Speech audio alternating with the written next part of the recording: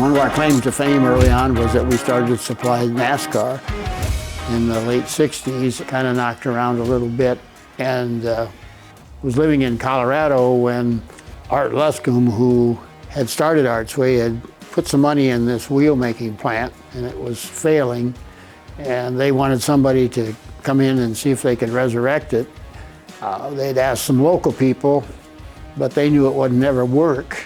And I was in Colorado, and he called me, and nobody ever told me it wasn't going to work. A lot of people wouldn't think that wheels for NASCAR that they see on TV every Saturday and Sunday that would be made here. And so I think the city said, well, yeah, hey, look, little Esterville, we're providing these stars in NASCAR with wheels that one of the important part of the car, along with the tire, that gets them around the track.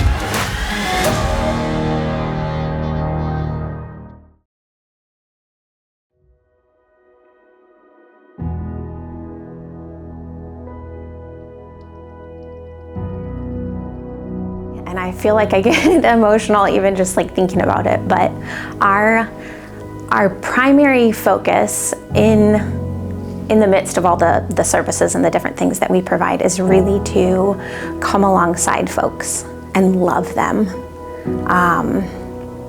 We are providing services for folks who have been struggling and are kind of on the margins of society that could be looked down upon. And so really our focus here is to love people as they are, as Jesus did. That's knowing each person by name, you know, taking the time to sit with folks, to maybe have a cup of coffee with them or enjoy lunch, and really just ask, how are you? How can I be praying for you? And really being very intentional about the relationship building aspect.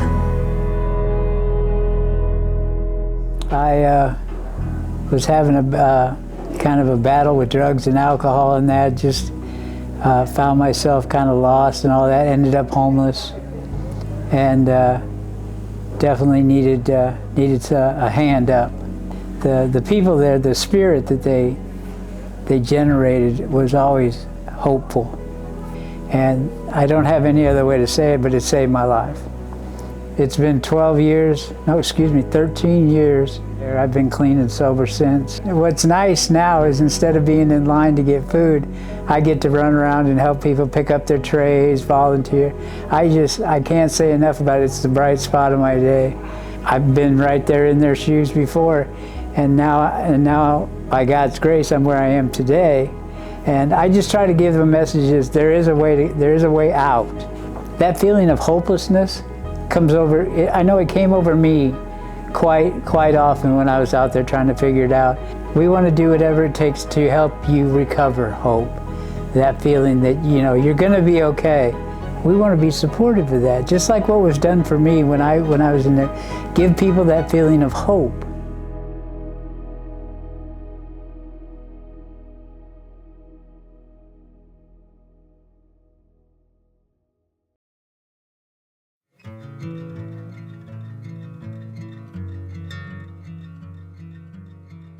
My grandpa Reuter moved there from Grundy County in 1913, and a Reuter has farmed that farm until 2024, and that would be me. My calloused hands, my furrowed brow in all my plans, coming to my own.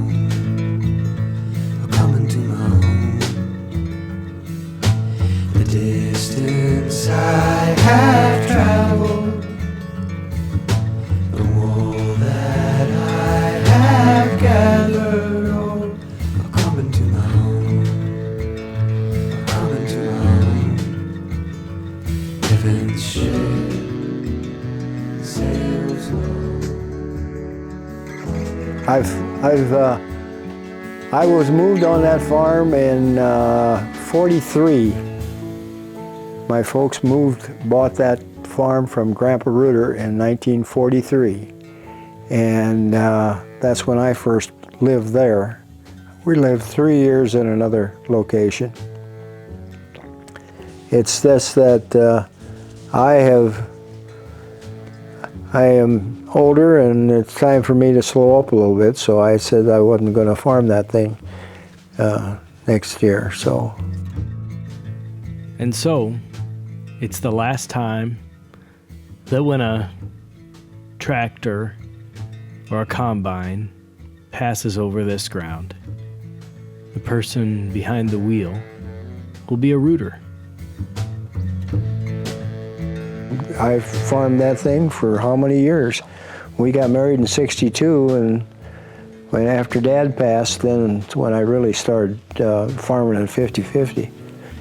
And that was in 1973, so that's how long we've been at it. But always tremendous. If you get it planted right, it's always a tremendous yielding farm.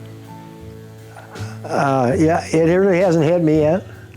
It'll probably hit me about a year from now. Oh, I don't have to go down there. We don't have to do that, you know. Or next spring when we start planting, I don't have to plan to plant that. With buying seed, chemicals, and inputs to do everything. So in a management way, it really hasn't hit me yet. But when next spring, oh, well, we don't have to go down there I don't have to buy that seed corn for that farm and stuff like that. And so, but it's sentimental. And you know,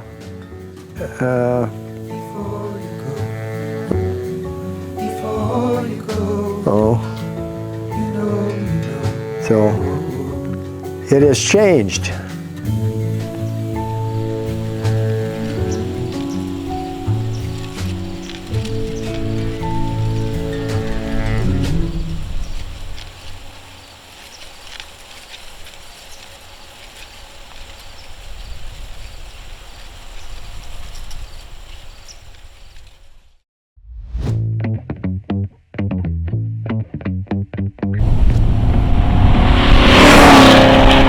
Probably 4 or 5 years now, I suppose. It seems to work out.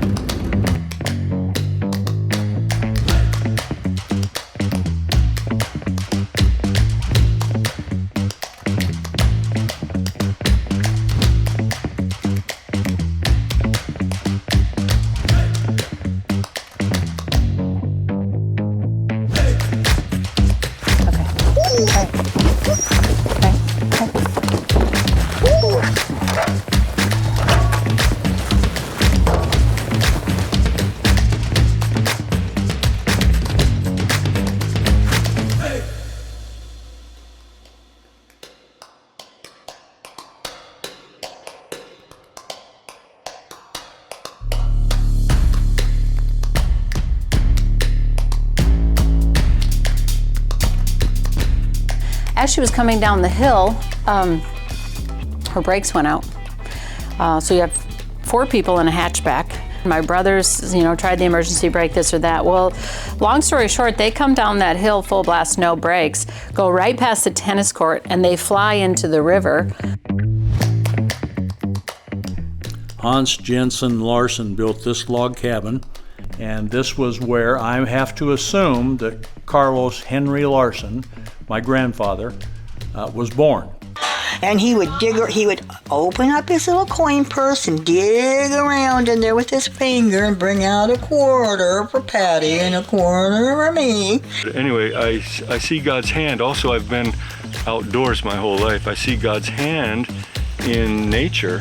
She just passed her test a few months ago and then finally became a U.S. citizen. We're so proud of her. Yeah. There's quite a story.